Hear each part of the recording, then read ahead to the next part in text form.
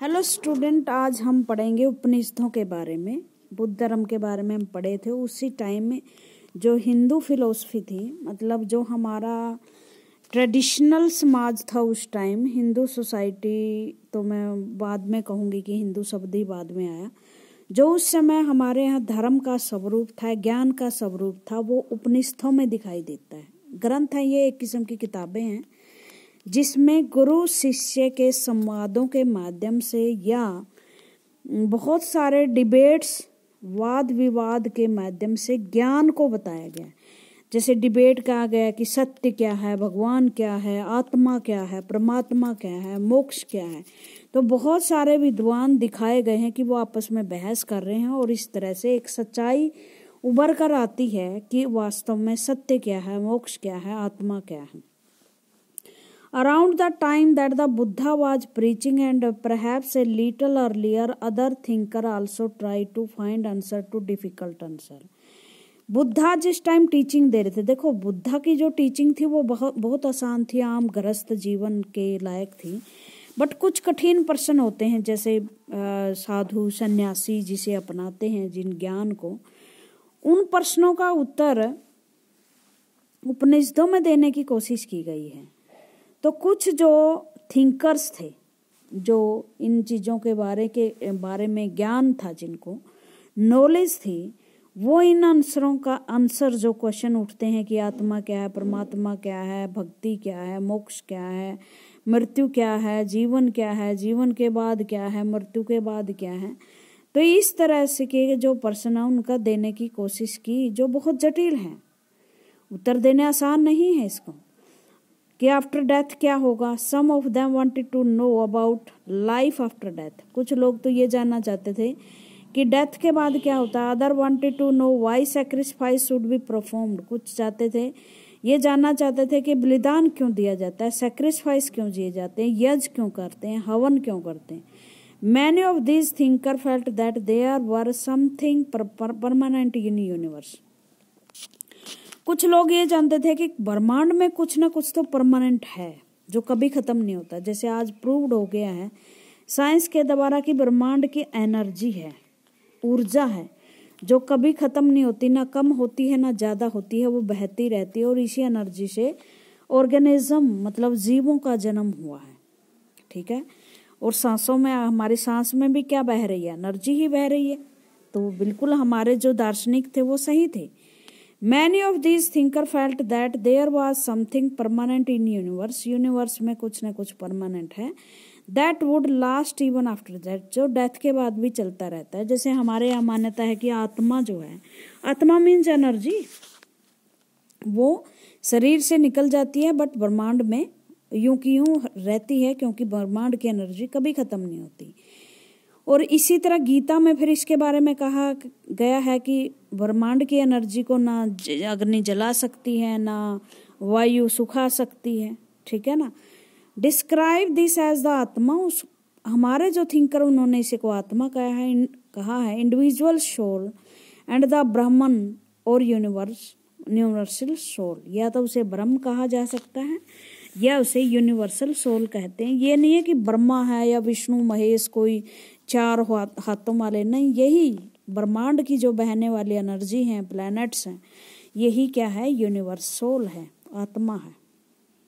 They believe the ultimately both the आत्मा and the ब्रह्म्स। वो दोनों के बारे में विश्वास थे कि आत्मा होती है या ब्रह्म होता है, मतलब एनर्जी होती है। Many of their ideas were recorded in उपनिषद। उपनिषदों में उनके आइडियाज, विचार दिए गए हैं। पढ़ सकते हो आप, उपनिषद आपको अवेलेबल हो सकते हैं जब थोड़े से बड़े हो जाओ। These were part of later Vedic texts. मैंने बताया ना, ग्रंथ लिखे गए थे वेद 4, उनके बाद लिखे गए उपनिषद। उपनिषद लिटरली मीन्स, उपनिषद का मतलब होता है अप्रोचिंग एंड सीटिंग नियर, मतलब अप्रोचिंग मीन्स मैंने साथ में बैठना, जैसे गुरु के पास शिष्य बैठता है। And text contain conversation between teacher and the student. गुरु शिष्य की कहानी है। उपनिषद का मतलब गुरु के चरणों में बैठकर शिष्य द्वारा सीखना। ऑफन आइडियाज वर प्रेजेंटेड थ्रू सिंपल डायलॉग्स। तो आपस में वाद विवाद होते हैं, डायलॉग्स होते हैं। शिष्य पूछता है कि सत्य क्या है, गुरु बताता है न्याय क्या है। तो इस तरह से जो भी डिस्कशन से चीजें बाहर आती है उसी को सत्य मान लिया जाता है। उसके बाद कुछ उपनिषदों के बारे में बताया गया है। हमारे देश में एक तरह के थिंकर नहीं थे, वह भिन्न भिन्न तरह के थिंकर थे। कोई ये मानने वाला है कि आत्मा होती है, कोई कहता है कि नहीं होती। तो भिन्न भिन्न दार्शनिकों ने भिन्न भिन्न विषयों पर अपनी नॉलेज दी है और ये 6 तरह के ग्रंथ थे। ओवर सेंचुरी, शताब्दियों से India's intellectual exploration of truth has come to be presented by 6 system of philosophy. हमारे यहाँ 6 तरह की फिलोसफी थी। फिलोसफी मतलब सोचने का ढंग, आप किस तरह से चीजों को सोचते हो। आपने शब्द सुना होगा नास्तिक, आस्तिक। नास्तिक वे जो भगवान को नहीं मानते, आस्तिक जो भगवान को मानते हैं। ये क्या है? एक तरह की फिलोसफी ही है ना। फिलोसफी में आप साइंटिफिक वो तो प्रमाण तो दे नहीं सकते, साइंटिफिक किसी बातों को प्रूव तो कर नहीं सकते जैसे विज्ञान में करते हैं। फिलोसफी तो मान्यता है, दृष्टिकोण है। दीज आर नोन एज, उसे बोला जाता है, जो हमारे 6 न्याय हैं उनके नाम सुन लो, 6 दर्शन। वैशेषिक न्याय जो कनाद मुनि ने दिया है, न्याय गौतम ने दिया है, सांख्य, योग पतंजलि का योग, पूर्व मीमांसा वेदांत या उत्तर मीमांसा। वैशेषिक, न्याय, सांख्य, योग्य, पूर्व मीमांसा और उत्तर मीमांसा। ओके, ये 6 सिस्टम हैं। These 6 systems of philosophy are said to have been founded by sage कोंडा, जो कणाद है, कनाद जिसे बोलते हैं, कनाद ने वैशेषिक नॉलेज दी थी। गौतम का न्याय है, कपिल मुनि का सांख्य है, पतंजलि का योग है, जामिनी का मीमांसा है, पूर्व मीमांसा, और व्यास का उत्तर मीमांसा है। ये आप मिला भी सकते हो और ये ऐसी चीजें जो आपको लाइफ लॉन्ग काम आएंगी, याद करनी पड़ेंगी। These philosophers still guide scholarly discourse in the country. शताब्दियों तक हमारे देश में इनका दर्शन चलता रहा, लोग इनके बताए रास्ते पर चलते रहे। जर्मन बोर्न ब्रिटिश आइडियोलॉजिस्ट, हमारे देश में फिर ब्रिटिश आए, उन्होंने अपनी जो किताबें हैं भारतीयों की वो पढ़नी शुरू की, उनका ट्रांसलेशन करना शुरू किया इंग्लिश में। पहले वो संस्कृत में या प्राकृतिक भाषा में थी। तो एक फ्रेंच आइडियोलॉजिस्ट आए ब्रिटिश के, मैक्स मूलर, उनका नाम था मैक्स मूलर, और has observe that 6 system of philosophy were develop over many generation with contribution made by individual thinker. और उन्होंने देखा कि इनका विकास बहुत लंबे समय से हुआ है। How today we find an underlying harmony in their understanding of truth although they seem distinct from each other. देखो, सारी फिलोसफी एक जगह पर आकर ठहरती है सत्य के ऊपर, चाहे उनके रास्ते अलग अलग हैं, उनको समझाने के तरीके अलग अलग हैं, जो बातें हैं वो एक ही है। एक स्टोरी यहाँ दी हुई है, पढ़ लेते हैं। उपनिषदों की स्टोरी है। Here a dialogue based on a story one from most famous Upanishad the Chandogya Upanishad. बहुत सारे ऐतरेय, छंदोग्य, मुंडका, बहुत सारे हमारे मैत्रेयी उपनिषद हैं। उनके नाम आप बाद में याद कर लेना।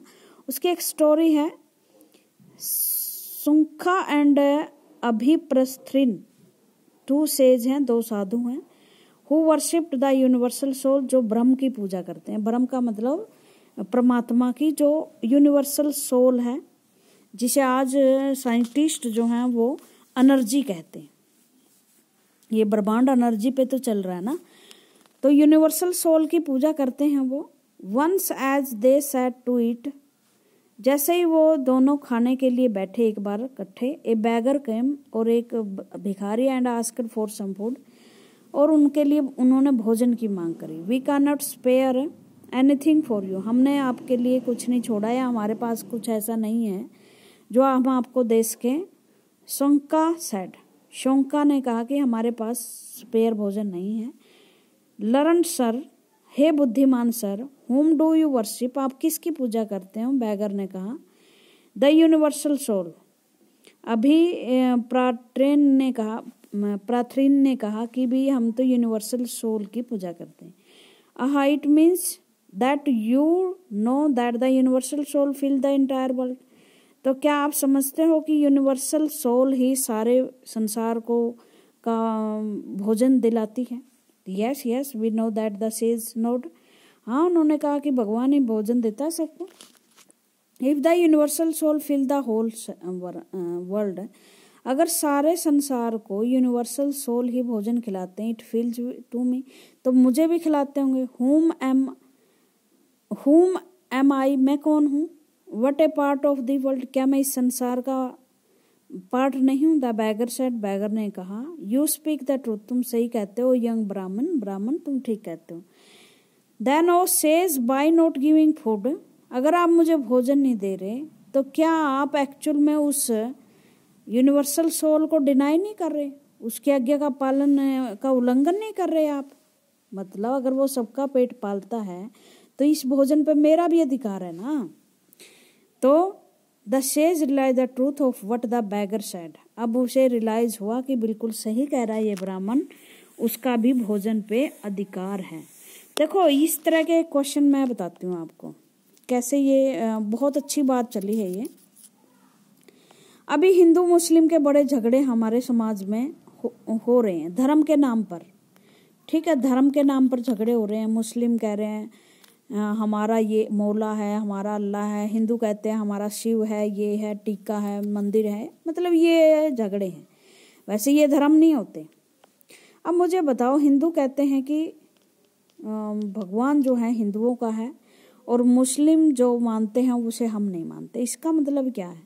अगर हिंदू लोग अगर एक सोल को मानते हैं, एक परमात्मा को मानते हैं और ये मानते हैं कि अगर पत्ते पत्ते में परमात्मा है और सब चीजें परमात्मा ने बनाई है, तो क्या उसने मुस्लिम नहीं बनाए? उसने भी तो वही बनाए। इसका मतलब क्या है? हम जो है वो भगवान की बनाई हुई चीजों पर ही प्रश्न उठा रहे हैं, फिर उसका पूजने का हमारा क्या फायदा हुआ? जब हम अपने भगवान की शक्तियों को कम कर रहे हैं कि उसने हमें तो बनाया होगा, इन्हें नहीं बनाया होगा, तो क्या है? हम अपने जो ब्रह्म शक्ति है उसी को कमजोर साबित कर रहे हैं।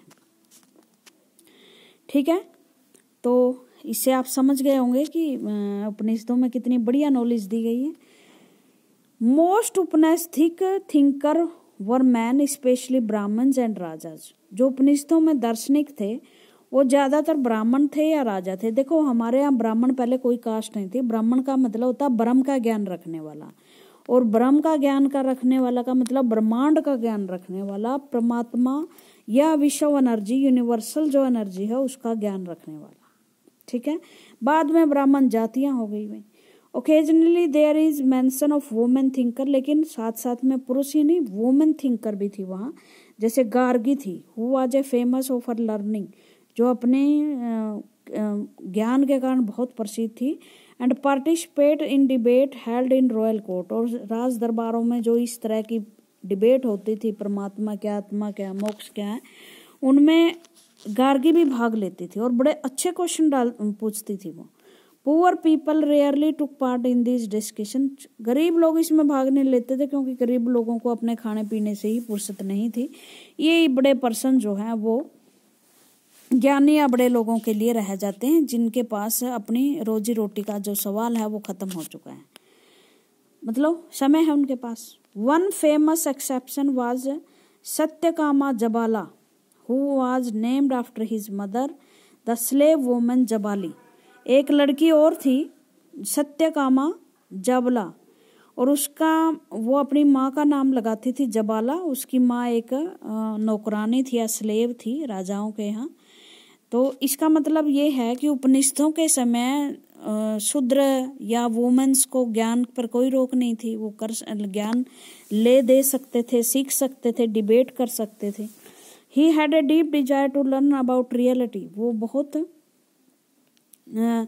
डीपली चाहती थी कि वो सत्य का पता लगाए, सत्य क्या है।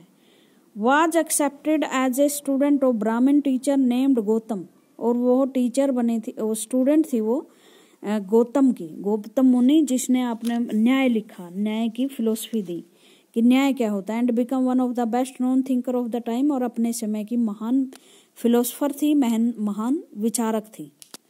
Many of the ideas of the Upanishad were later developed by the famous thinker Shankaracharya. Shankaracharya का जन्म 7वीं शताब्दी में बंगाल में हुआ था, और उसने फेमस इस तरह की उपनिषदों की जो दार्शनिक विद्या थी उसको फेमस बनाया, बताया लोगों को उस टाइम। उसके बाद है पाणिनि ने ग्रामर लिखी। भाई जो संस्कृत की ग्रामर आप देखते हो वो पाणिनि की लिखी हुई होती है, जिसमें से हिंदी की ग्रामर निकली है। फिर this was also the time when other scholar were work at one of the most famous Panini उनमें से एक है। संस्कृत की जो बच्चे MA या BA करते हैं वो पाणिनि की ग्रामर जरूर पढ़ते हैं।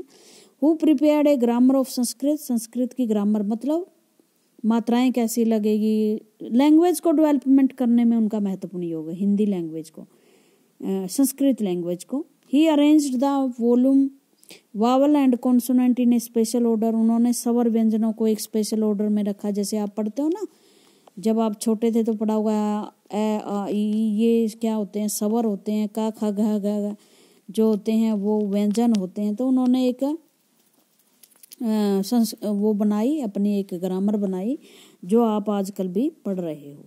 इन a special order and then use this to create formulas like those found in अलजबरास।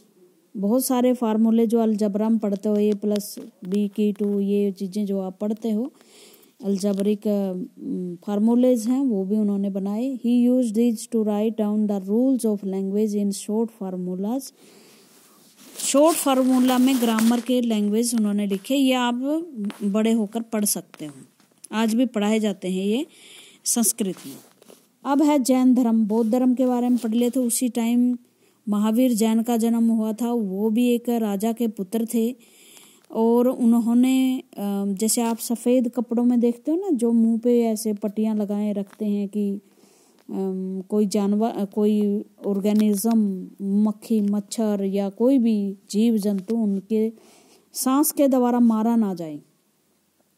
तो जो जैनिज थे वो जैन धर्म की स्थापना महावीर ने की थी, जिसे आज भी आप प्रैक्टिस में देखते हो। सफ़ेद कपड़े डाले हुए, सर पे उनके बाल नहीं होते, जैन साधुज बोलते इनको। The last and 24th Tirthankar of the Jains Vardhaman Mahavir. अब ये क्वेश्चन बनता है कि जैनों के 24वें तीर्थकर कौन थे? वो थे वर्धमान महावीर। पहले थे तीर्थकर। भाई पहले जो वो थे तीर्थकर ऋषभ देव थे। पहले जो तीर्थ थे वो ऋषभ देव थे, और आखिरी 24वें थे जो वो थे महावीर। और इनके गुरुओं को तीर्थकर बोलते थे। गुरु का ओहदा होता है ना, जैसे उनके यहाँ तीर्थकर का ओहदा होता था। The last and the 24th Tirthankar of Jains Vardhaman Mahavir also spread his message around this time 25,000 years ago. He was the Kshatriya prince of लक्ष्मी वंश का था, क्षत्रिय राजा था, मतलब ऐसी जाति जो उस टाइम शासन करती थी, लड़ती थी। A group of part of Vajji Sangh. लक्ष्मी जो थी वो वज्जी संघ एक तरह का महाजनपद था, जो जिन्हें आप छठी चैप्टर में पढ़ा था आपने, जनपद जो बड़े बड़े राज्य होते थे उसका एक पार्ट था Lakshmi. About which you read in chapter 5 at the age of 30 साल की उम्र में ही लेफ्ट होम, उसने घर छोड़ दिया, and went to live to forest, जंगलों में चले गए। 12 साल तक घूमते रहे, और अंत में उसे ज्ञान की प्राप्ति हुई। ज्ञान की प्राप्ति का मतलब जैसे उपनिषदों में है ना, सत्य का पता चलना, वो ज्ञान की प्राप्ति होना। ठीक है। ही थॉट ए सिंपल डॉक्ट्रिन।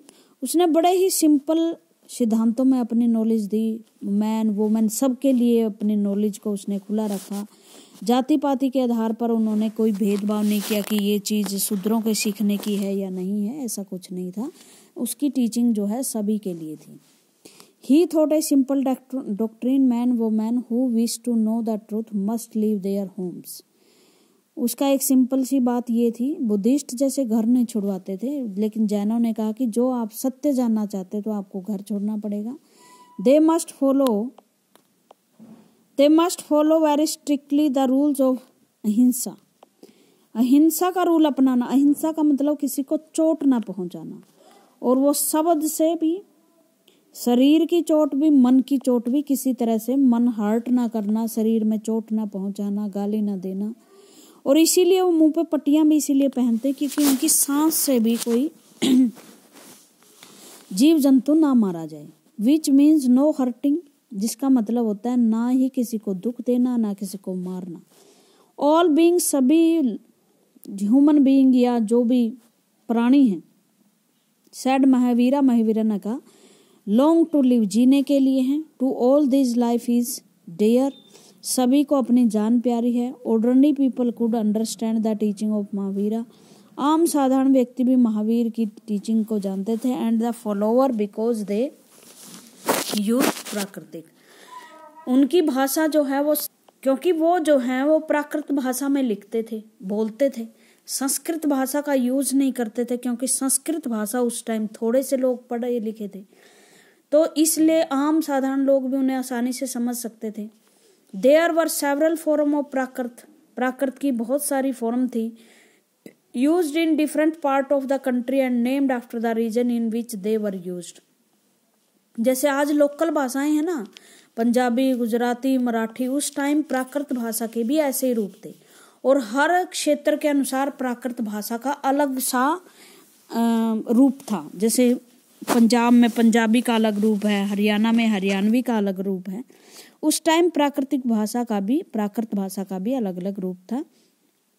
जैसे जो मगध में प्राकृत भाषा बोली जाती थी उसे मगधी भाषा बोलते थे, ठीक है। फॉलोअर ऑफ महावीर को फॉलो करने मैंने उनका अनुसरण करने वाले, उसकी बातें मानने वाले। Who were known as Jains, तो उन्हें जैन कहा जाता था, ठीक है। जैन का मतलब जिन से निकला है, जिंदा, जिसका अर्थ है लिविंग, वस्तु, जीवित है जो। Had to lead very simple live, begging for food, और वो बड़ा थोड़ा सा लाइफ, यहाँ तो इन्होंने सिंपल कहा है, बड़ा सिंपल साधारण जीवन जीते हैं, सफ़ेद कपड़े पहन लेते हैं। महावीर तो कपड़े भी नहीं पहनते थे, वो भी लगता था कि वो प्रकृति के बीच में आड़े आते हैं। और वो खुद कुछ नहीं कमाते थे, भिखारी खाना मांग कर खाते थे, ठीक है। वो पैरों में चप्पल नहीं डालते थे, आज भी उनके लाइफ ऐसे ही है। और किसी का घर का पानी वगैरह तभी पीते हैं जब वो उसकी टीचिंग को मानते हैं। कुछ महीने वो चमासा टाइप होता है जैसे मॉनसून के दिनों में, फिर वो चलते नहीं है, कहीं एक जगह ठहर जाते हैं। They had to be absolutely honest, वो ईमानदार होते हैं, सच्चाई पर विश्वास करते हैं, हिंसा पर विश्वास करते हैं। And were specially asked not to steal, वो कहते हैं असत्य, चोरी ना करो, ठीक है। अहिंसा ग्रहण करो, सत्य ग्रहण करो, और चोरी ना करो, असत्य ना करो। Also they had to observe celibacy and man had to give up everything including their clothes, और वो क्या है, हर चीज को त्याग देते थे। मैन तो कपड़ों को भी त्याग देते थे। उसके बाद है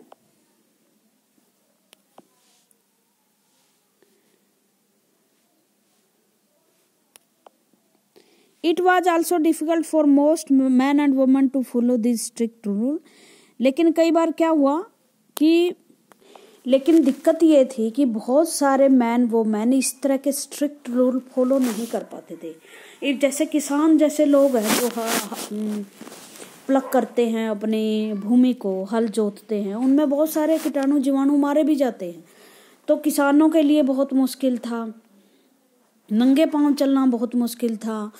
सत्य अहिंसा मतलब ऐसी चीजें थी कि कुछ ही लोग जो घर छोड़ सकते थे, गृहस्थ जीवन छोड़ सकते थे, वो ही इन्हें अपना सकते थे। Many more remind behind and support those who become monk and nuns providing them food, लेकिन इनके पीछे सपोर्ट सिस्टम था कि जब इनको खाने की जरूरत पड़े, इनको कोई किसी भी चीज की जरूरत पड़े, रहने के लिए घर चाहिए, तो ये देते थे इनको। ऐसे लोगों को नन या मोंक कहा जाता था, भिक्षु या भिक्षुणियां कहा जाता था। Jainism was support mainly by traders, व्यापारियों के द्वारा ये ज्यादातर सपोर्ट किया गया। और आजकल भी देखते हो ये गुजरात में ज्यादा मिलते हैं, और गुजरात में ट्रेडर्स व्यापारी बहुत ज्यादा थे। फार्मर के लिए बहुत मुश्किल था, क्योंकि जब अपनी फसल को प्रोटेक्ट करने के लिए उन्हें मारने भी पड़ते थे कीटाणु जीवाणु। Found it more difficult to follow this rule, तो ये बहुत मुश्किल था कि जैन धर्म की जो टीचिंग थी या जैन धर्म के जो रूल थे वो अपना सके। व्यापारियों के लिए आसान चीज होगी। ओवर 100 ऑफ ईयर्स, सालों तक Jainism spread to different part of north India, उत्तर भारत में फैला। मेनली अब जो गुजरात में है ये इसके followers, Tamil Nadu and Karnataka. The teaching of the Mahavir and his follower were transmitted orally for several century. बहुत लंबे समय तक इनका जो प्रवचन थे, उनका जो ज्ञान था, वो एक मुख से दूसरे मुख पीढ़ियों के द्वारा जाते रहे, मतलब लिखे नहीं हुए थे, ओरल सुनते थे लोग। They were written down in form of in which they are presently available at place called वल्भी in Gujarat. वल्भी एक जगह है गुजरात में, वहां ये लिखे गए थे 1500 साल पहले।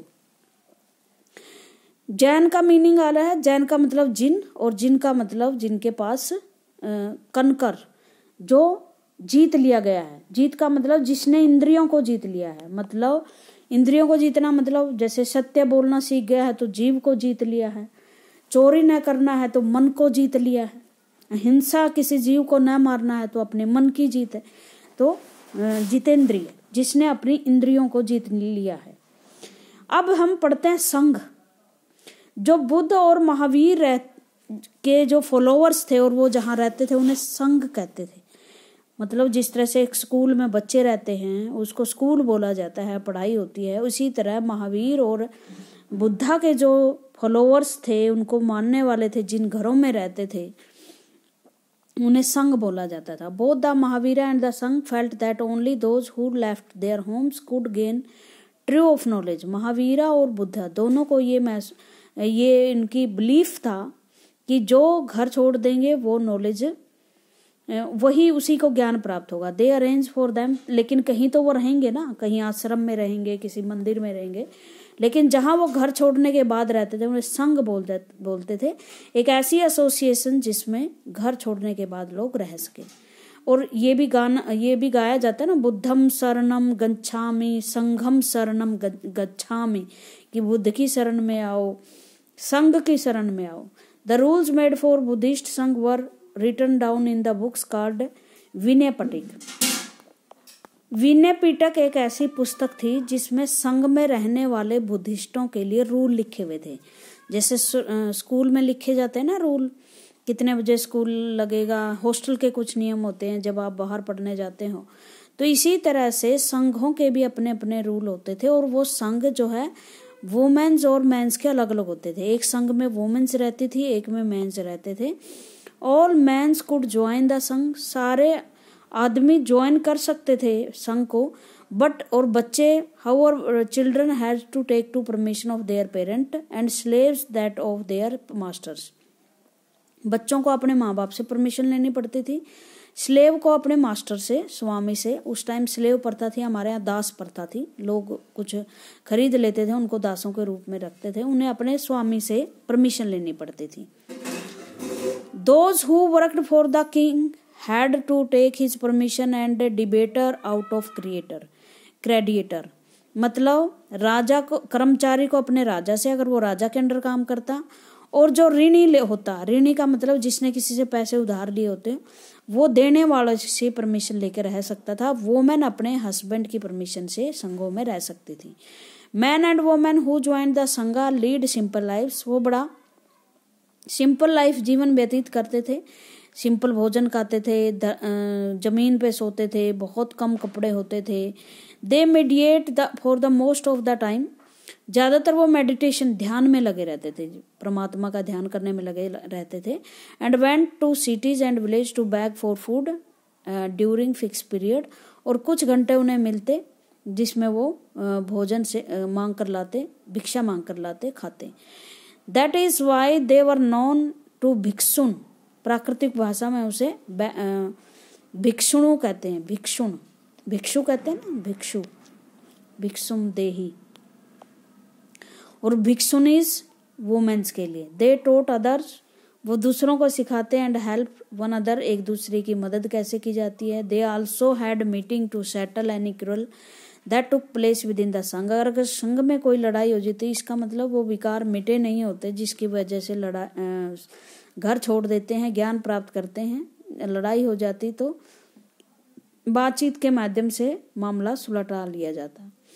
Those who joined Sangha include Brahman, Kshatriya, merchant, laborer, barbers, courtiers and slave. Many of them wrote down the teaching of Buddhas. Some of them also composed beautiful poems describing their life in Sangha. वो लिखते उनके बारे में कि किस तरह से हम रहते हैं यहाँ। पोएम्स के रूप में भी उन्होंने अपनी जो एक्सपीरियंस है संघ में रहते हुए, जो लाइफ बिता रहे उनके बारे में लिखा है। ये केव दिखाई गई है, ठीक है। पहाड़ में कोई एक रहने की जगह बना ली जाती जिसे केव कहते हैं। और कार्ले में है, ये कार्ले महाराष्ट्र में है, जहाँ मोंक और जो नन्स हैं वो ध्यान लगाते थे। मोनेस्ट्रीज क्या होती हैं? मोनेस्ट्री जहाँ मोंक रहते हैं, सारी साल वो घूमते रहते हैं, बट कुछ समय के लिए वो एक जगह ठहर जाते हैं, जैसे बारिश के दिनों में, उसे मोनेस्ट्री कहते हैं। To begin with both Jain and Buddhist monk went place to place throughout the year. लोगों को वो जगह जगह जाके प्रीच करते हैं, टीचिंग देते हैं, ज्ञान देते हैं, बट कुछ समय के लिए वो ठहर जाते हैं। एक ऐसा सीजन जैसे रेनी सीजन जहाँ आगे बढ़ना बहुत मुश्किल होता है, या जीव जंतु बाहर निकल आते हैं ऐसे मौसम में, उनके मरने, पैरों के नीचे आने का डर रहता है, तो वो ट्रैवल नहीं करते, ठीक है। तो ट्रैवल छोड़ देते हैं उस टाइम। वो एक टेम्परेरी शेल्टर जहाँ रह सकें वो टेम्परेरी शेल्टर बना लेते हैं। और दैम इन गार्डन्स, और they lived in natural cave in hilly area, या तो किसी गार्डन में या पहाड़ों में कोई गुफा में वो रह लेते हैं। At time when on many supporters of monks and nuns as they were themselves felt the need of more permanent shelter. पहले कुछ मोंक होते थे, लेकिन धीरे धीरे उनकी संख्या बढ़ने लगी, तो उन्हें जरूरत महसूस हुई कि भाई इस तरह की मोनेस्ट्री बना लेनी चाहिए ताकि परमानेंट मोंक यहाँ या नन यहाँ आकर ठहर सकें ऐसे सीजन में। ऐसे जो बिल्डिंग होती हैं उन्हें विहार या मोनेस्ट्रीज कहते हैं।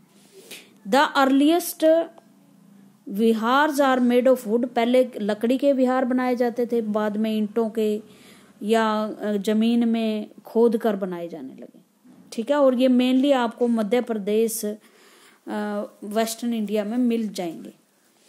बुद्धिस्ट जो हैं, as just as the water of the river lose their names and separateness when they flow into the mighty oceans, so all वर्ना एंड। देखो उस टाइम हमारी सोसाइटी, ये क्या कहना चाहते हैं ये मैं बता रही हूँ। उस टाइम हमारी हिंदू जो सोसाइटी थी, ट्रेडिशनल सोसाइटी थी, वो ब्राह्मण, क्षत्रिय, शूद्र, वैश्य, इन 4 जातियों में बटी हुई थी। तो बुद्धास किसी भी धर्म को, किसी भी जाति धर्म को मान नहीं रहे थे। वो कहते हैं कि भगवान ने इंसान को बनाया जो किसी भी जाति धर्म का नहीं होता, सब एक जैसे होते हैं। तो बुद्धा ने बताया कि जिस तरह से चारों तरफ से आने वाली नदियां समुद्र में जाके मिल जाती हैं, इसी तरह सभी ओर से आने वाले लोग, चाहे वो ब्राह्मण है, क्षत्रिय हैं, जब बुद्धा के संग में आते हैं तो वो एक हो जाते हैं, सभी मोंक हो जाते हैं, सभी बुद्धिस्ट हो जाते हैं। Very often the land on which the Bihar was built was donated bye A rich merchant और ए लैंड ओनर और द किंग। जो बिहार बनते थे जहाँ पर ये बुद्धिस्ट मोंक या जैन मोंक रहते थे, वो या तो राजा के द्वारा दान कर दी जाती थी या रिच मर्चेंट के द्वारा, व्यापारी के द्वारा। The local people came with gift of food, clothing and medicine for the monk and nun. और जो आम लोग थे जिन्हें इनकी शिक्षा अच्छी लगती थी, वो उनके लिए भोजन, खाना, दवाई दे देते थे। In return they taught the people, इसके बदले में उसे शिक्षा देते थे। Over century Buddha spread to many parts of the subcontinent and beyond. सबसे ज्यादा बुद्धिस्ट धर्म फैला भाई, जैन धर्म इतना नहीं फैला। पूरा चाइना और पूरा साउथ ईस्ट एशिया, जिसमें आपका श्रीलंका, म्यांमार और ब्रूनी, फिलीपींस, जापान, सब देशों में बौद्ध धर्म फैला। हमारे देश में तो कम है, लेकिन बहुत बाहर के देशों में ये कंटिनेंट बहुत फैला। क्योंकि उस टाइम हमारे यहाँ दोनों तरफ से व्यापार होता था, इस तरफ से भी इस तरफ से भी।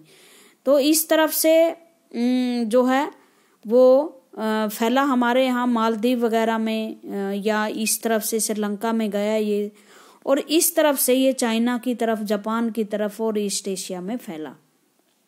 समुद्री व्यापारी लेकर गए इस धर्म को बाहर। ठीक है। आश्रम सिस्टम मैंने बता दिया था कि आश्रम सिस्टम में 4 सिस्टम है, मतलब लाइफ मानी गई है इंसान की 100 साल।